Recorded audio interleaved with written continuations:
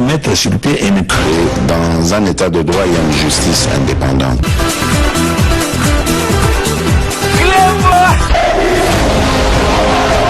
Ce n'est pas pour rien qu'il faut des causes.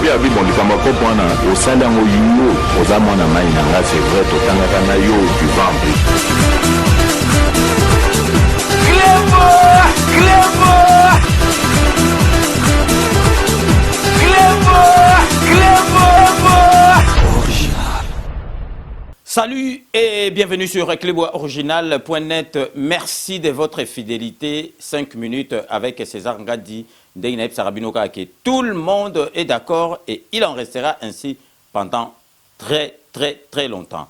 Nakansi bo remarqué où ils allaient 5 minutes ya version la musique où na télémaka où batebele babanda rotuna est-ce que ils allaient sous-souter non 5 minutes ils allaient mi balé où ya quatre plateau parce que na komi ko sala ngo belé et fallait to vendre sa masolo et puis ya quatre plateau et permettre à batu ba benga ka intervenir donc tout ça na bango ba analyse en même temps na ba actualité to zali nango mais 5 minutes oyo et kobanda kozala jamais ikoyi kosila mais tozopona ba sujet nini neti ya lelo tokolobela bino pensa parce que peuple congolais il faut tozala éveillé peuple congolais to kanisa te que guerre na bandoki ya Congo esili donc lelo toko beta sete toko like ça peuple congolais bo kanisa te soki union sacrée et salami kalate ilunga kamba akolongwa nde combat na biso esili na bandoki ya Congo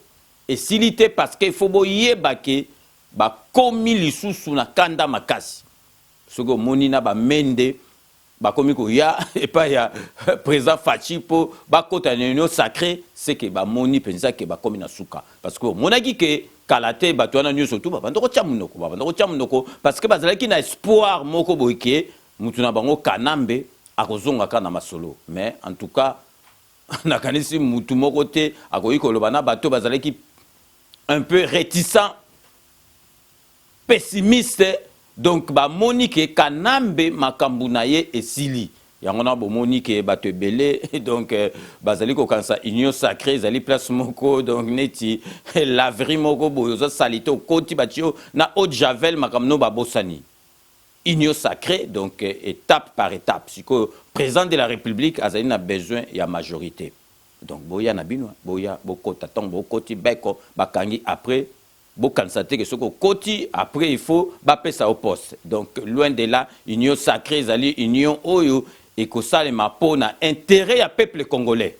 Les alliés pour intérêt à peuple congolais. Donc, avant de développer ma solonio surtout aux alliés nango, na epsagibino, tout au long du mois de janvier, tout ça, on a vu, bateau Moussoussou, bazalaï qui dit, bana bateau, bazoua qui tentait, il y a que ça, la vidéo, bon, mon vidéo, tu sais, une centaine de vidéos, on a 5 kibino, et les cas qui, bon, mon bateau Moussoussou, babosanaki, et en gros, on a des lots, nazali, na 3 vidéos, mon bande konabiso, batinde la kibiso, donc, tout tcha, yango, tout la bande konabiso, donc, souhaiter biso, meilleur vœu année, et puis, toye, bakana, venu surtout, tokoki koloba, santé mutu eleki nyoso soki santé zate ngai na kote ma devant binote soki santé zate okeni musala te soki santé zate okeni zoli kondate atoza na li konde belé na kati ya ba compte soki santé za bien te batu musu ba oli ala na yo donc toyo ka bande ko na biso ba oyo batindeli biso ba vœu donc na 5 pe na batu musu so bazali na yango batinda po janvier mobimba toko sala yango merci.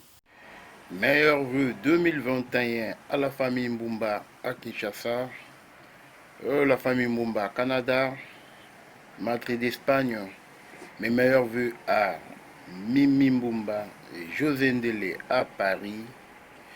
Meilleurs vœux à tous les Congolais, sans oublier Clébois original, bonheur, prospérité et longévité. De la part de Papi Mbumba à Paris. Bonne fête. Allô, bonsoir, bonjour. La bande de connexion basée aux États-Unis. Donc, et puis, d'abord, bonne année, merveilleux. Manqué de retard, mais Nzambazo Sala. Nzambazo Sala, Dr. Soana, Ndekunabiso César. Et puis avec toute l'équipe, Donc, bonne année, Mondeko, souhaitant jusqu'au 15 ou même jusqu'à la fin du mois. Hein. Donc, ils ont problème. Alors, on a un retard pour la salle parce qu'il y a un message, parce que Cléboa, donc il a déjà annoncé ça. Hein. Il fallait, donc, celui qui est déjà. Alors, message, voilà, on a déjà, donc, comment va la vidéo. Mais, sorry, je m'excuse parce que nazalaki na makambo mosusu akosala baoccupation mosusu yango nasala yango na retard. Alors, avec mes amis, les amis du Congo, mes sœurs et frères, bonne année, et surtout l'équipe, il y a César, Gadi, Kleboa, ya Lolo, Petit Nayo Alemba, Lonzo 9, hein, Lonzo, Lemba 9, Petit Nayo, ma vie Gina, donc yo ebika bakartier, ma vie magie, hein, ma vie magicien, donc il va. Lili Branco, donc yo ebi, donc à moi respect. Pour le Congo, l'ensemble du pays, le territoire du Congo, bonne année, respect. Chef de l'État et sa famille politique, biologique, respect. Bonne année. Bonne année. Merveille et bonne année à tout le monde. Merveille, d'abord, je commence Merveille à toi, vieux César Ngadi, Kleboa, les grands prêtres, Yabangadi. Merci, vieux, pour l'occasion, l'opportunité que tu nous as offerte pour qu'on puisse faire des vidéos et souhaiter nos familles, nos proches, nos camarades. En tout cas, bonne idée, bonne initiative. Je n'ai pas pu faire à la première occasion et j'en profite pour cette fois-ci de faire cette vidéo et souhaiter à tout le monde merveille. Merveille à toute l'équipe de César Ngadi. Il y a Lolo Swami, il y a Lolo avec Ino Image. Donc dans l'ensemble, merveille à toute l'équipe de César Ngadi, Kleboa et merveille au fan club César Ngadi. Tous les fans de Kleboa, je vous présente mes merveilles. Merveille à ma famille, d'abord à mes enfants, Priscilla Mbona et Ephraim Mbona, Glody Mbona, en Angola. Je présente aussi mes merveilles et bonne année à tous les compatriotes congolais et congolaises. Banamboka na pesi bino ba merveille nanga, to koti 2021, to pesi le kumu ipankolo o abateli biso, malgré to leki 2020 na ba mikakatano, ba maladie, ba kufa, mais nzamba sa biso grâce ngolu. De côté quand même en 2021, de remercier Nzambe à Zalokumu. Et puis je présente mes condoléances d'abord aussi pour l'année passée, de 2020 que nous venons de passer. Vraiment, j'ai eu des proches, des familles qui ont perdu aussi leurs proches, leurs familles. Je présente mes condoléances à maman Nancy Massamba Lemba, na Vinay-sur-Seine. Vraiment, ma maman, ma sœur, je vous présente mes condoléances. On est de cœur, on est ensemble avec vous. Je sais que vous avez passé une 2020 de douleurs, de problèmes, de tristesse, mais le Dieu de Tout-Puissant qui console les cœurs, il va vous consoler, vous donner la force, l'énergie pour surmonter les épreuves. Je présente aussi mes condoléances à mon ami Mberto au Congo, à Kinshasa précisément, mon frère, mes condoléances. Et puis je présente mes meilleurs vœux à toutes et tous mes proches. Donc mes amis, mes potes, Moïse Lemba Massamba, César Mundala, et puis à Vernon, je pense à mes amis, Chigo Kitenge, Thomas Badila, et puis Nance, et tout le monde. Et puis, mes merveilles à tous les Congolais, partout que vous soyez. Merveille, bonne année 2021. Nzamba Sunga Biso Abate la Biso. Et puis, merveille au président de la République, Fatou Béton.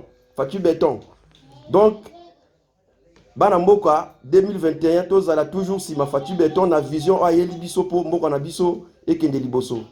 Yangonde na profita qui n'a pas sa merveille na ngai na bino nyonso. à peuple congolais, na bandeko nyonso bandeko nanga ya basi na mibali. Ciao de la part de Thomas Mbuna. Merci beaucoup. Que Dieu vous bénisse.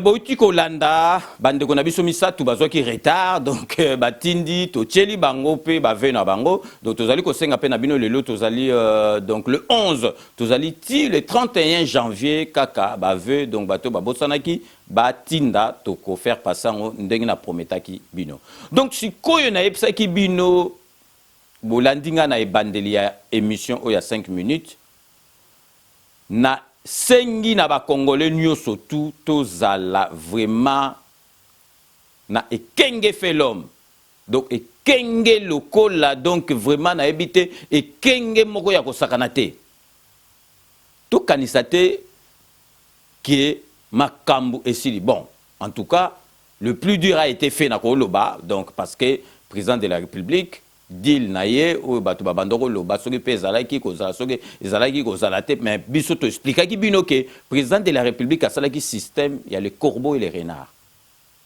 donc tango akotaki parce que soko koti na ndako moto yebite ko ezalaka bo donc président tango yaki école moko te ezali na mukili oke ozui diplôme ba ebiso bon diplôme ezali bon donc ce qui licence ya qui président de la République au doctorat ya qui président ezalaka te donc qui président de la République bah prenarango sur l'état donc président de la République donc au côté président de la République asala qui présent wap asala politique wapi o ya likolo ba te belé ba pesa ke chancer ba te belé asala le côté asala ta musalate le président de la République politique o azali ko mema na mboka na biso président mo côté ya Congo o ya biso amema yango Kasavubu awumelaki te ye déjà na lumumba babebani muninga longole muninga longole muninga donc babebani mobutu aye bu azui bango place en tant que soldat atindi bango ale lumumba daya Kasavubu na mboka tia odaye donc ye moko abandi masolo donc mobutu tula musi azaza muza ya koti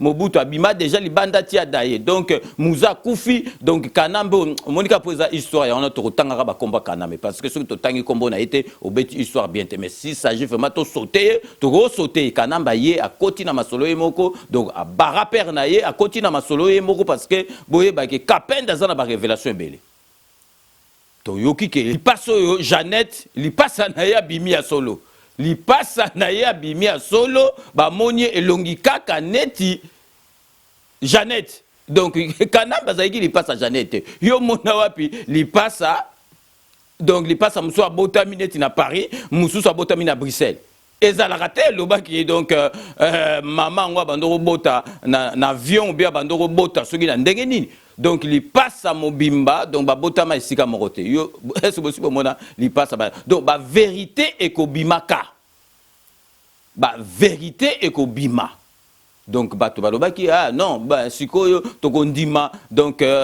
président Félix parce que abimisi ba prisonnier nyo surtout tokondima soki abimisi Kapen parce que Kapen azalaki prisonnier donc prisonnier moko donc ya Kanambe Kapen abimi donc eloko nga nazali kosenga na batu au parlement au donc assemblée nationale donc eloko nyoso eloko na ningi na tirer attention na bino peuple congolais to kota na distraction te mutu oyo andimaka Congo te alingi Félix te président Félix te akolinga ka été parce que déjà dès le départ ceux qui t'ont Félix atiaki masolo oyo il y a gratuité il y a enseignement gratuit donc mutu akoyi ko boya ngoto bomonaki bato ba boyaki yango dil bakati oh et katamité il faut vraiment allo bango lisusu alobaki ka libane fo allo bango lisusu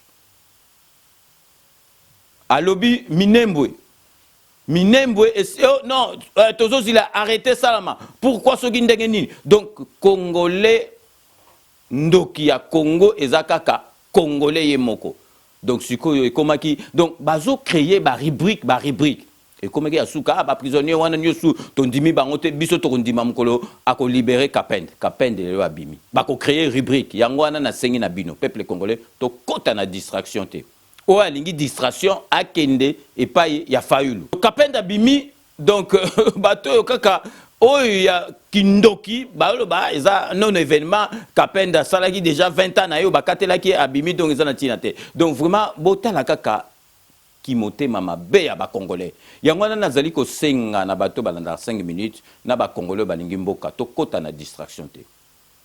Donc le plus dur a été fait bomoni que président Salima Kambounio surtout oyo batu balinga ki asala to ebite ceux qui ba kosenga yesu nino ou bien avec sa chambre parce à 8 robia zwa yezwa kita na Congo. Donc to kota na distraction te batona botika ba on a distraction biso to avancer parce que mboka siko tozali na besoin président zwa parlement azu sénat gouvernement salami ya sika donc congolais il faut alia parce que Tokoiko s'est voilé la face donc mboka ezali donc na pasi mais pasi yango ebandi na l'air ya Félix Antoine Tshisekedi te donc ebandi kala ba msu bazol ba courant mai donc courant mai donc batio na batu ba sala ba makambo ba courant wana il faut ba changer nyoso tout ezali te que Félix ndenga ye donc mbala moka ka bu a changer yango donc bomoni quand même que ba barrage ezo salama bomoni mukwana na moneki makambo ya régie des eaux donc masolo wana malema parce que soki mboka na biso na niveau ezanango donc ezaka kombo mboka mais soki penza ba tellement makambo nyoso tout ezali à recommencer à zéro. Babandeli penza zéro bakomo longola batu baboki bango côté moko babongiso do parce que eloko moko kanambe atiki ya malamu ezalité. Donc makambo yo kanamba sali na 18 ans 32 ans Mobutu Félix Antoine Tshisekedi Fachi Beto Akorosi ça on a désanté. Congola komi pressé kaka moi. Donc vraiment tozali ko comprendre te biso to kansa ki so penza Félix Antoine Tshisekedi azali moi na mboka. Papa na etoyebi, maman na etoyebi, azali mutu oyo penza ki ata o critiquer mais okoki ko yina makambazo salate parce que Félix Antoine Tshisekedi akoki ko trahir mboka te net étranger. Mais toyeko ça na percevoir que donc bato bazako yina Félix bazolinga esimbate siko bino bato bolingara ke esimbate.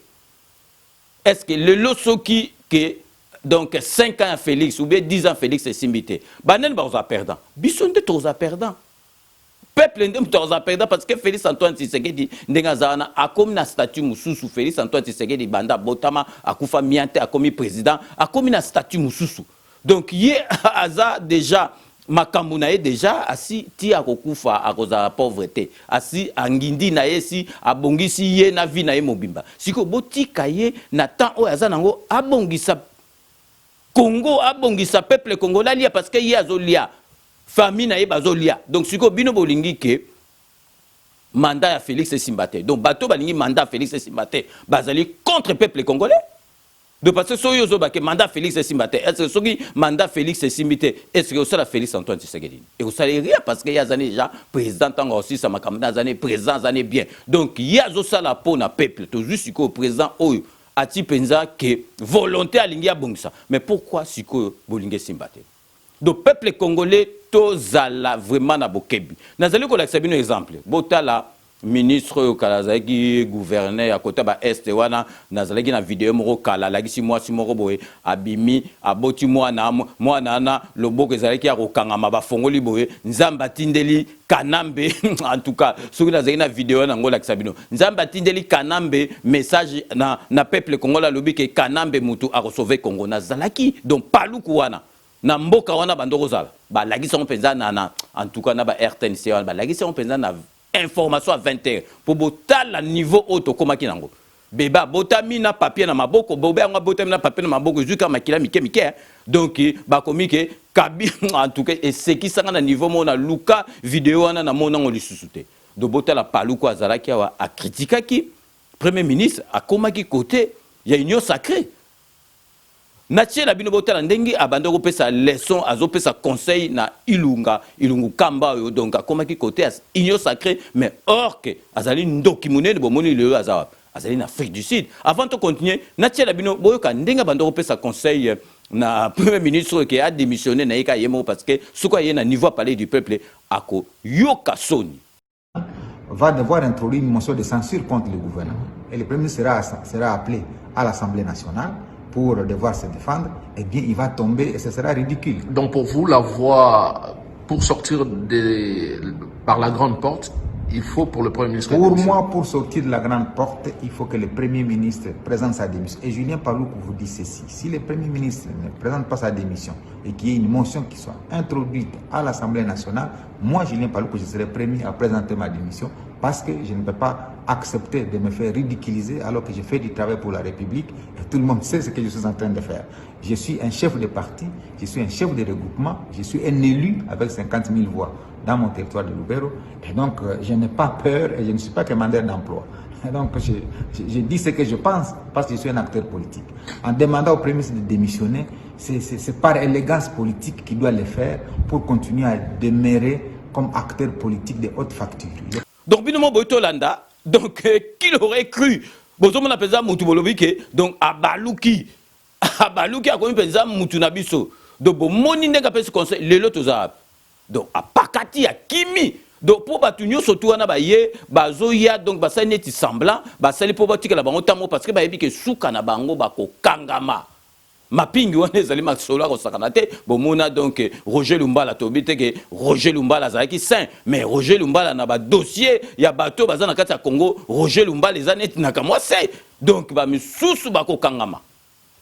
Yangwana na zop sabino bo fongola misu bato tout bazoye pa na biso botalaka mende ayeti penza donc mende za na sonite bota penza mende zoya oh donc la gisi eloka pembe alobi mwindu na lera ya kanambe azoya penza kota union sacrée you can see bato union surtout ba witi na FCC o ba yena union sacrée est-ce que bazali penza na motema o penza ba yena ndenge union sacrée ou bien na ye ba yena babunda mo la preuve bo moni paluku nana ndimaki bo paluka zaki ba bato ali boso oyo bazali na FCC ba baluka ki tala na paluku makamsuko asali biso est-ce que ba paluku mususu bazate na kati ya FCC wana ba witi na FCC ba yena ne bazali donc yango ne photo ke ba parce que président de la République azana langage moko diplomatique akoya te kakuteni na ba député ba witi na FCC ba yepa abando lobela ba on ba makambo neti ngana loba non il est président de la République il est un grand stratège.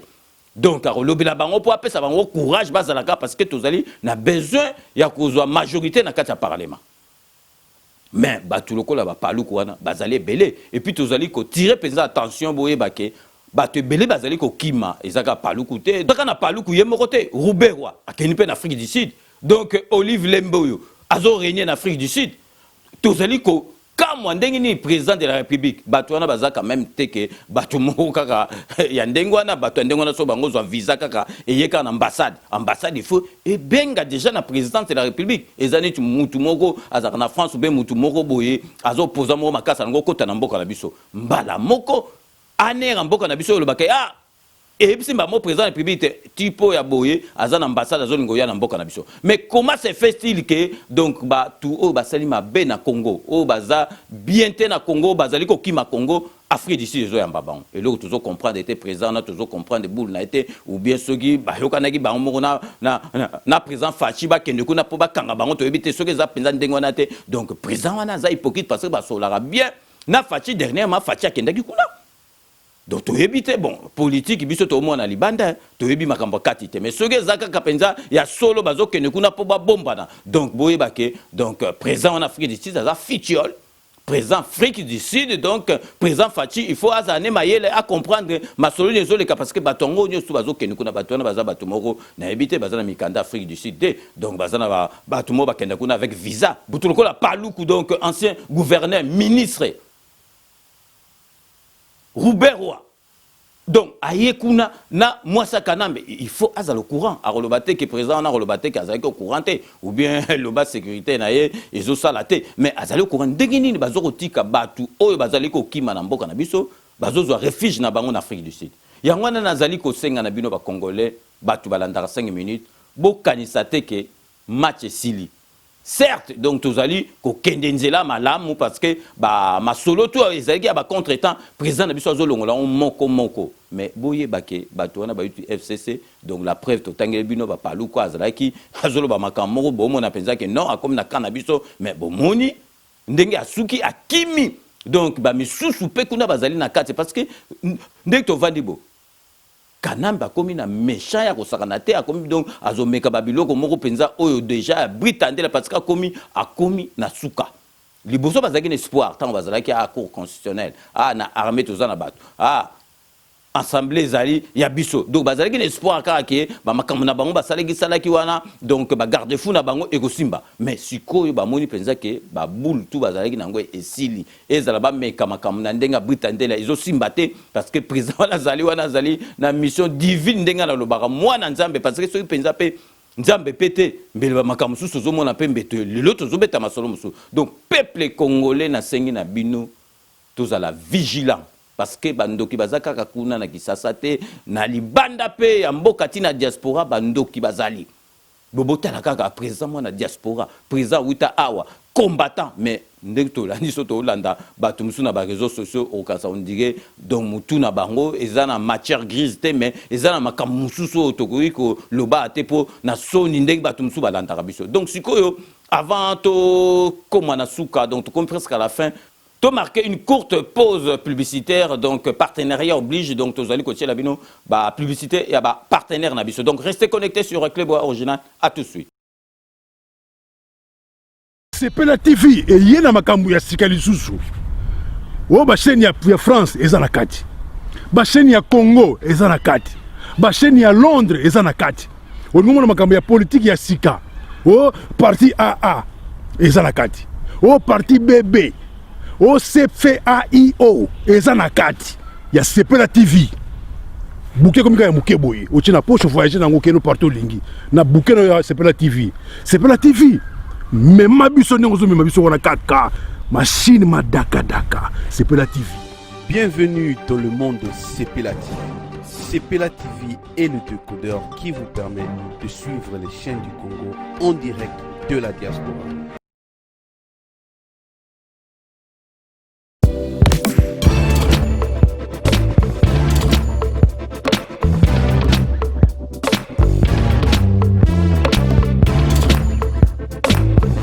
Partenaire yango todo sala adi londolé Feli Mosengo Feli to sala partenaire ba voiture to tina na Kisasa ba carton ezo kine Kinshasa et en plus la bonne chose voiture na yo ko tina na Kisasa te prends pas la tête yela bisongo charger biloko na yo te livrer à domicile sans en bon au teki conteneur yango todo sala comme d'habitude. Ici 2020 comme en 2021, nous avons dans la place. Nous avons la place au chargé conteneur, tout dans la place. Nous avons la vendeur local. Oui, conteneur chargement 300 €. Le pécio local au chargé bilogo na yo, bilogo qui. Mais le système toi na moi ça la biso pas si. Tu recharger conteneur bien et comme il pomme noir 15 jours. La seule démarche nazur renseignement habité gouvernement entre Yangambuna et Bisso. Bazali na accord na bango va conteneur sur RDC fait ça la 15 jours na pont noir. Et tant que pont noir matadi eza une journée. Tu peux ça rapport na nani. Na bota papa za la robe moko. Mokonzi mboka luka solution. Masolo yango. Auto sala yango toujours tindika Feli Mosengo à suivre.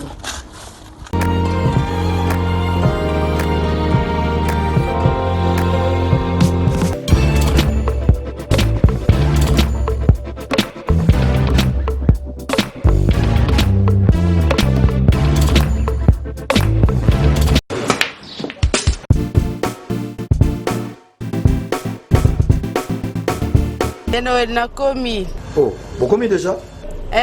Nakomi déjà. Vous en avez vos frères? Ah ouais, c'est bon. Ah, n'a pas soyé. Boyana Bali Center, 7e rue. Ah bon? Monsieur.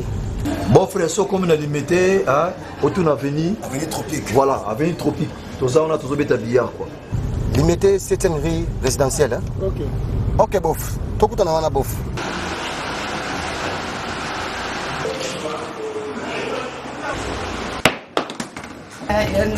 Oh, ma petite sœur, ça va? Waouh, ouais, ça fait content. Tu es pendant ma mariage, madame mariage. Tout justement, salle de fête Pézalia, il y a bien kitoko. Ok. Hein?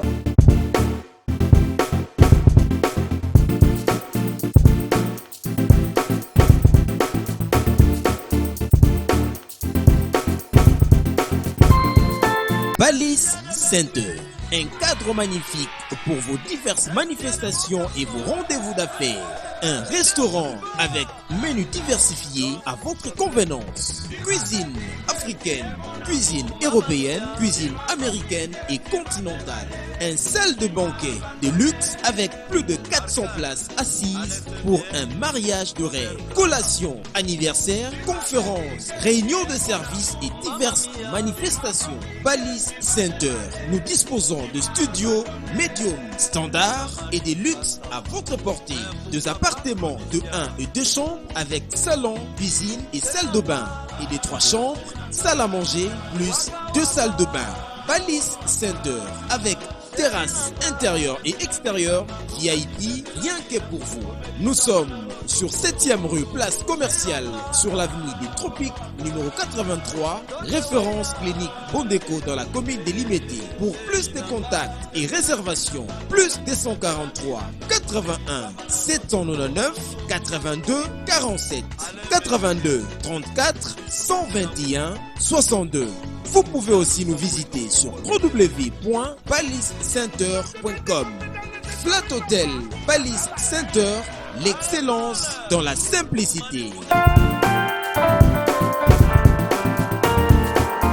Restaurant Galaxy Mambo, aux spécialités franco-africaines. Menu spécial Mambo, situé au numéro 137, rue André Carman, 93 300 Aubervilliers. Contact et réservation au 07 53 28 89 07. Galaxy Mambo.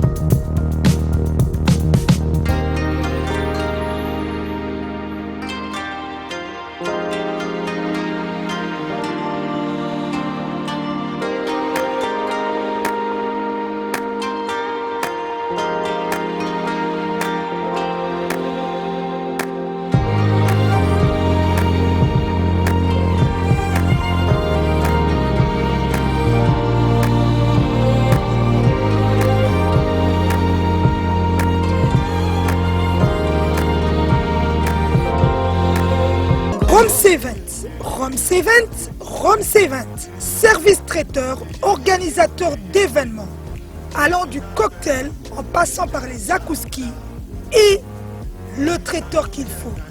Vous avez toutes les spécialités, africaines, européennes, asiatiques, du monde entier. Quel goût, quelle perfection, quelle propreté. La dégustation est au rendez-vous grâce à Rome C20. Vous savez les contacter au 0032 465 22 11 72. Rome C20, le meilleur dans son domaine.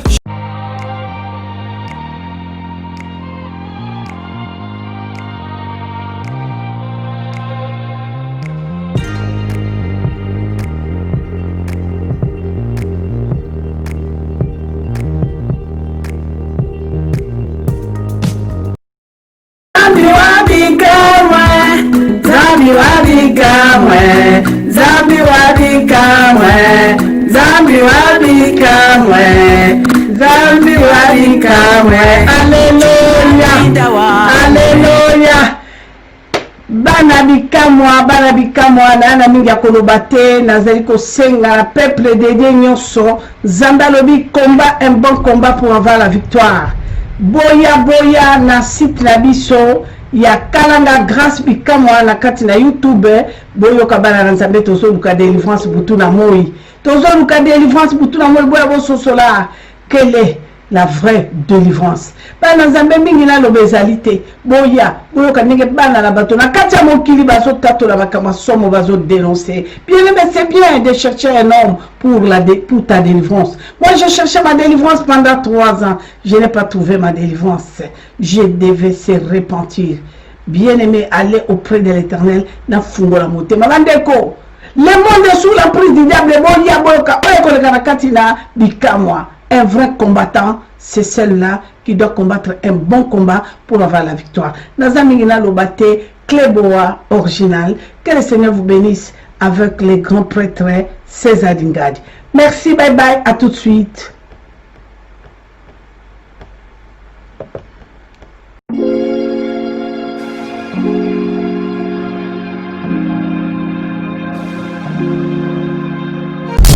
Mon premier ministre, Tina ministre Azuka, Oyo Atelemela, Mokano Nangai Wana. Big rouge. Bana Nzambe, Balingami, victime de l'église bâtiment, Nayebi Koleli Mingi, Banyoko Mino Mingi, Basasi Bino Mingi, Botika na Bandaku, Bamususu Balobito Kosalela, moi et ma famille, Oyo Joshua Lobaki, Bamususu Babito Kokende, mais Bomonaki confinement, Bomonaki Covid-19. Bomonaki Covid-19, Bomonaki confinement, Bomonaki de confinement, était de mon côté. Mais c'est très dangereux. Toleki ba o ba kufine le côté, toleki ba o ba kufine le côté, toleki ba o ba keine le côté, sosola congolais, yango na telemi par la grâce ya Nzambe, na koki kotika te ba dekolanga ba congolais, banyokola ba na maboka ba ngunza. Pona nini mboka ya biso ekufi. Atanfumu, ya ba mandona, ya ba mbikudu, ya ba zebula, par la grâce ya Nzambe, na telemi pona koyebisa bino ba victime de l'église bâtiment, oyo nyonso azali na likambo, bozala ba malade ba futula menga, ya ba kintuki. Bozala ba maladi oyo babenga Chibau, Chibinji, bozala ba problème ebele ya mabota, bozala ba problème ebele ya ba mitanda, bozala ba problème ebele ba maladie spirituelle na kati ya communauté na biso congolais. Parce que sukula ye ko milimo ya mabelungwa.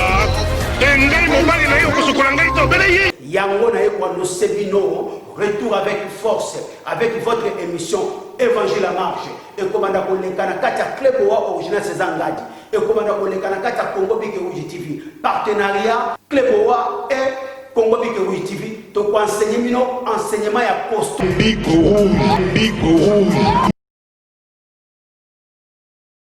Donc, wana bo witi kolanda batu yo ba edarabiso bomoni tozana ba système nyo surtout donc IBAN, PayPal et puis na ba direct na biso bomoni ozali na possibilité na chat au koti au timbongo ozali nango ezali teka opesa biso ba millions donc tout fait nombre pour et permettre biso na site na bino na bémission na bino là msu tozana besoin caméra micro donc et permettre biso tout sala makambo tozali na donc nazali ko profiter na bato nyo surtout vraiment bazali ko aider biso donc vraiment nazo profiter na émission pour na ko remercier bango donc vraiment na ebité ndenge na koki ko remercier bango vraiment ezali ba acte moko vraiment ya malamu parce que biso na biso ba congolais mingi bazwa congolais edaka muninga na été mais tozali ko mona quand même bazali ko aider biso donc wana bomoni donc c'est Pela TV Romain Lunga les grands traiteurs Galaxy Mambo restaurant Galaxy Mambo bomoni balise santerre au flat o tozali ko recommander milo bato nyo surtout bazali ko ke na mboka bozali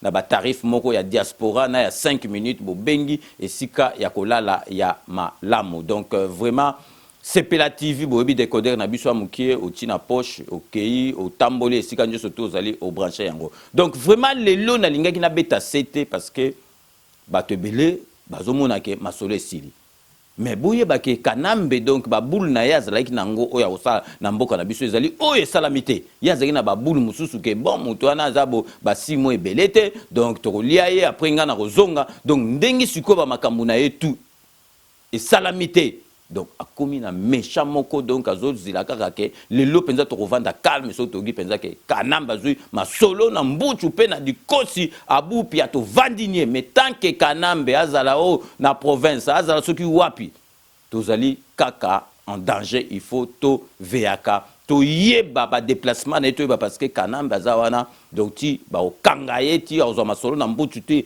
na dikosi donc tokoza la tranquillité donc peuple congolais to fongola misu toyebi président sali makambo nyonso tu bato bandoloba deal wana bato bandoloba donc esili mabunda kwei premier ministre Kalate akokwea sénat tokozwango donc makambo nyonso tu ba prisonnier tu ba bimi donc azali na makambo moko susu ya reprouver te mais siko il faut tozala kenge na bandoki oyo baye na union sacrée o ba witi musika ba witi FCC donc bato wana baye pour rien parce que soki bazali kaka na kanambe na bango Kalate bomonaki babando tchaka munoko soki omonike babando yana parce que politique ezalaka makambo intérêt politique mutakolo bateke politique donc na osala politique pona koma donc muta sala politique alinga koma na firmament donc akoma na likolo donc politique il y a rien pour rien soki muta sala lieu loko bona politique ayebike et ko pesa bo pas pas récupérer donc to sengi na batu nyoso bazali kolanda biso tozala éveillé surtout na batu oyo ba witi na FCC wana président za wana président Timbaza Noko ayaya do boka nsate ke o président zo kosaka batu tu ayebi makamuni ya zo sala makambo tunga na ndo yipsa bino avant yango ezo sala tipo batu mso bandoka sa président kutu bona président ticket bobeta suma sola président ticket ti azui bango président za grand stratège ayebi étape par étape siko toza na besoin ya majorité toza na besoin batu ba ya côté na biso après ekomi masolo mususu bokomona président okena bango étape par étape président à fin diplomate ayebi ko solo là donc la denga diplomatie parce que donc démocratie et l'équipe dictature n'a pas parce que dictateur pour sangalika boa katio mutu pas poison mais démocratie mutazolo ba makamuna yo boye donc il faut yeba ndenge nini oko contrer pour obomayete o tie poisonté donc yangona lelo na linga vraiment na beta cete pour tous conscience ya makambo yo et le biso 2020 zalaki année ya action 2021 zali penza ma solo place penza que présent au 20 sa tempo que peuple congolais alia donc y en a présent à monaki pen il faut avoir les taureaux par les cornes à simba ma solo yemoko parce que ceux qui le lot et simbité tant ma solo tu bima et ça là donc oté abandoko partager pouvoir non président lingi ceux qui simbité yé ceux qui simbi yé y en a lingi sikoyo azwa ba risque mokoté atika kutu ba masolo mokoté asimba ba masolo nyoso tout na maboko na et puis peuple congolais topé ça y tant topé ça y confiance parce que le peuple d'abord donc président Nabiso Fachi Beton a ko décevoir donc to komi na suka ya émission Nabiso donc boyebi ka so na komi na suka émission jamais na koki ko bossa na base vraiment et tala kangai landa kangai zali ko edenga donc na koki jamais ko bossa na bino to ko banda na Angleterre pour na ko pesa mbote na honorable Jean Moutala o vraiment soka koti na kati émission te akola la bien te bisope na kati plateau to komona bien te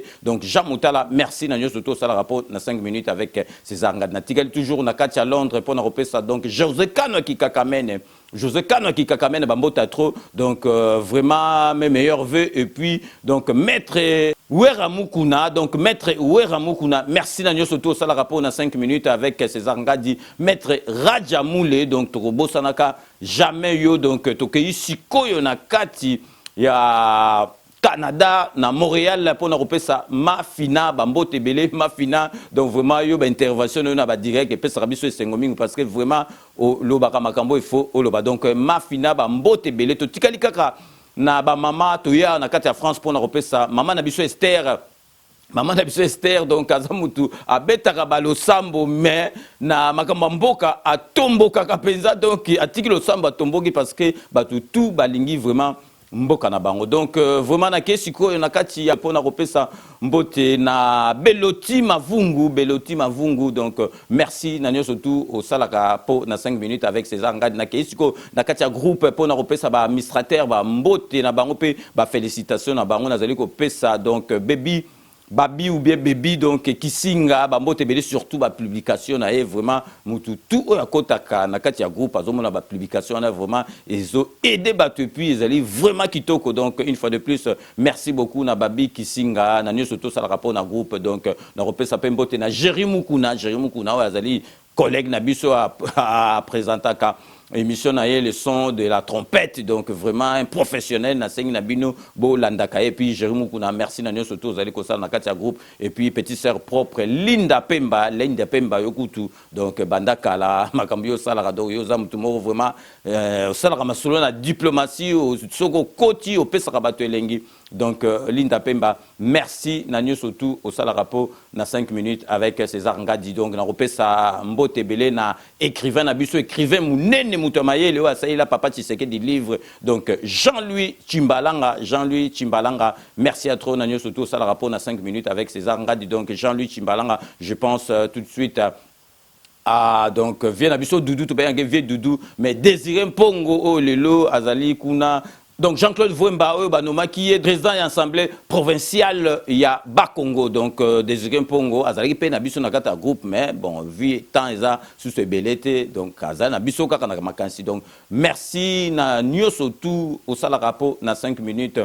Avec César Ngadi. Donc c'est la fin de ce 5 minutes avec César Ngadi. Merci de l'avoir suivi. Nous allons nous retrouver avec grand plaisir demain pour un nouveau numéro. D'ici là, portez-vous bien et à très bientôt. N'oubliez pas, tout le monde est d'accord et il en restera ainsi pendant très longtemps. Kanambe kalate toko changer masolo tozali koloba parce que Kanambe mikolo ya kotanga bakomi kotangela ba masolo tu Kanambe tikalika boy donc Kanambe akobika kate Kanambe kalate ya kozwa masolo na mbuchu pena dikos. À très bientôt.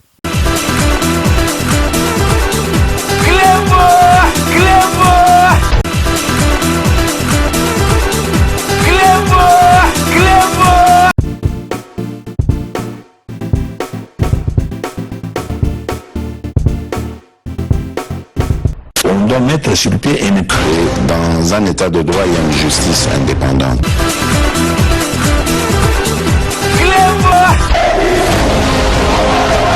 Ce n'est pas pour rien qu'il faut des conseils. C'est vrai,